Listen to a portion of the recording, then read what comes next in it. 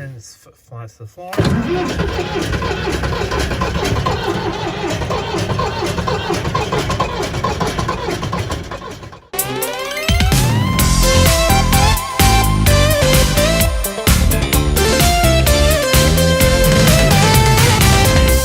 Welcome back to Lumif Classic, and something a little bit different here on the channel. I'm out, it's really freezing cold, and I need to move some things around the farm for the animals. And we use this old tractor behind me here, and it's been sitting out in the snow. And I thought I'd show you guys how an old tractor actually starts up in the cold. Since you guys really seem to like the video on the little gray Fergie, the two first ones, there will of course be a last part to that video. I just gotta wait for some of the snow to clear. It's quite a bit over here. And then I decided to actually drag it home into the barn here and finish up the work on it here. It'll just be a lot easier than having to walk over there with tools all the time. But we gotta get rid of some of the snow and ice a bit so I can actually tow it over to my house. But I thought we'd do a little bit of an extra video here, show the old tractor I have at our farm. We didn't really do that much farm work, but we actually use this thing quite a bit. In the summer, we use it out in the fields a little bit, and in the winter we move snow or haul stuff in the back here. It's actually works pretty well. It came with the farm. It's been sitting for a really long time inside the barn. So actually a real barn find for once. Sitting for maybe at least 20 years, probably more. If you look at the tax stickers on it, it is a 1959 or 1960 Volvo BM 320 Buster. BM stands for Bolinder Munktell, which was a Swedish tractor manufacturer, and they got bought up by Volvo as well. So there's like a period in between where they're called Volvo BM, which is this one. However, it doesn't say Volvo anywhere on it. It used to have stickers up here, which covered by snow now, but it says Bolinder Munktell up there. This is a diesel. It has a 3-cylinder Perkins diesel engine, so a British engine, and it runs pretty well. It definitely has a lot of hours on it. Smokes a little bit when it's cold, a little bit of blue smoke when it's cold, so probably little valve seals or something like that. But once it's warmed up, it doesn't smoke and it runs really smooth. So not really any point in doing too much to it at the moment, since it works, and it usually starts in all weathers. But now it's been sitting out here for a while in the snow covered, but I need to use it today, so I thought it would just be a fun quick video seeing how this thing starts up now when it is so cold outside. It doesn't use traditional glow plugs. It uses a we'll walk around to the other side again actually. It uses a pre-chamber heater. So see over here, here's the air intake, and right there goes a line to it. That is like a little flamethrower, so the diesel gets heated up in there and it shoots out a flame of diesel and warms up the intake to help it starting.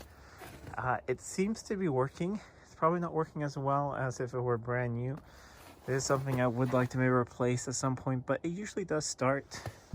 The only thing I've really done to this since we got it going was I replaced the fuel pump because it stopped working and started leaking. The primary feed fuel pump here, and replaced a few of the hoses. A few of the other ones would be good to replace as well, and just fixed a little bit of the electrics so some of the lights work, and then just gave it a quick service. But it would need, of course, a lot more work, but it's a bit of a workhorse. So there you can see the remnants of the old sticker.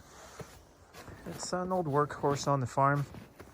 I would like to clean it up someday and you know, paint it a little bit. It doesn't have to be perfect, but just make it look a little bit nicer. It doesn't usually need to sit outside here, but the Range Rover I'm working on my wife's is just to get in the spot in the barn where this thing usually sits, so that's why it's outside now for a little bit, but it's just a bit of a temporary thing. So let's see if it actually fires up. Okay, see, it's quite Spartan in here. It's very simple, just a gear lever, a steering wheel, and that's about it. Okay, so here's the ignition key. The gauges actually work, so that's really cool. Mechanical oil pressure gauge and a mechanical temperature gauge. And over here you have a floor throttle. You have a hand throttle as well, so when you move that, see the gas pedal moves down there. You got the emergency stop over here. It actually has indicators, which they sometimes work, sometimes don't work.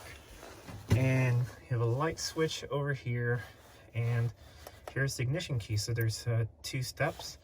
You can hold it to the left to preheat, crank it more to the left. It will continue to preheat while cranking, and then you can crank it to the right, and that is just cranking with no preheating. Here is the hour meter, which you know, tractors and machinery have. They don't have, you know, a odometer. It's the amount of hours, and I believe it's 7,000 something. So let's see if this thing actually cranks into life. So we'll heat it for about 15 or 20 seconds.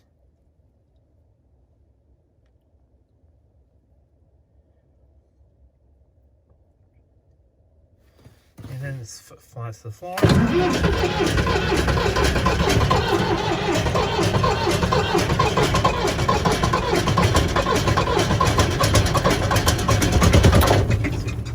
Oh, almost. If I was going to go, but the oil pressure went up. We'll see if I can maybe hold you guys up here so you can see, you know, the top of the smokestack or the exhaust there. You can see there's still snow up on there. So let's heat it a little bit more and see if it wants to go this time.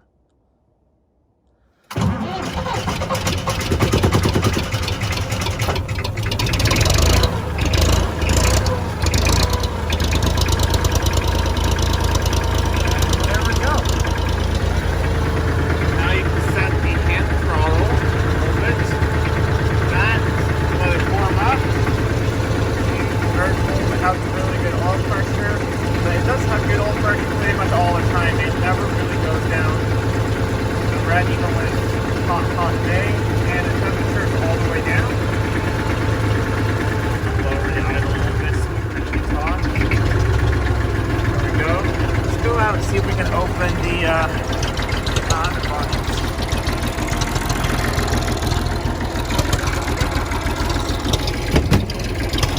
It's running, and see all the ice is melting off.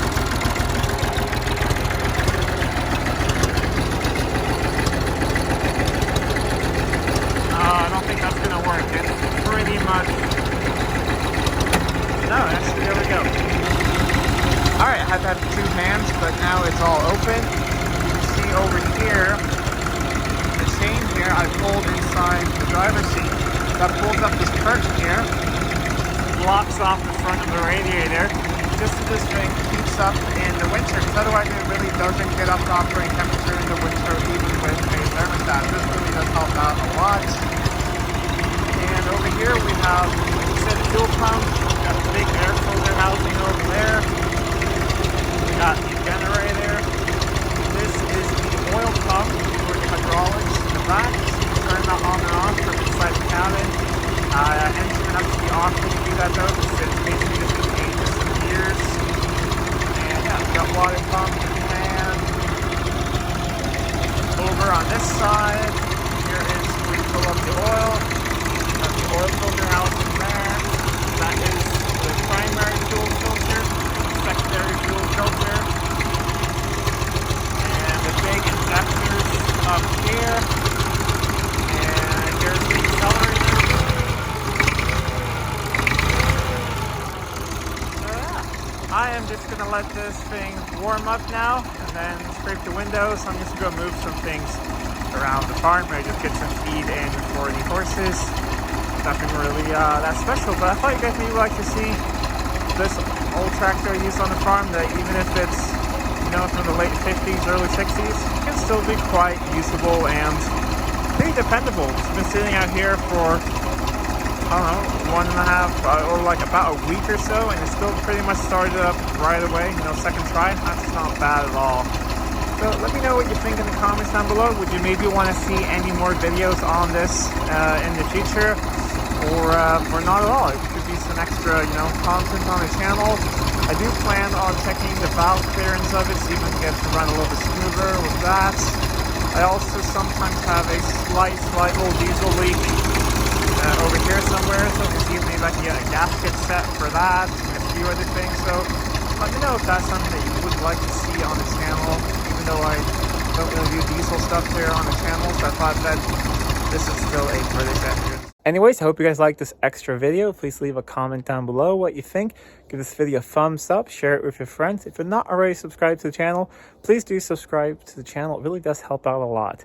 And until next time, I'm Adam, and this was Living with a Classic. I'll see you soon.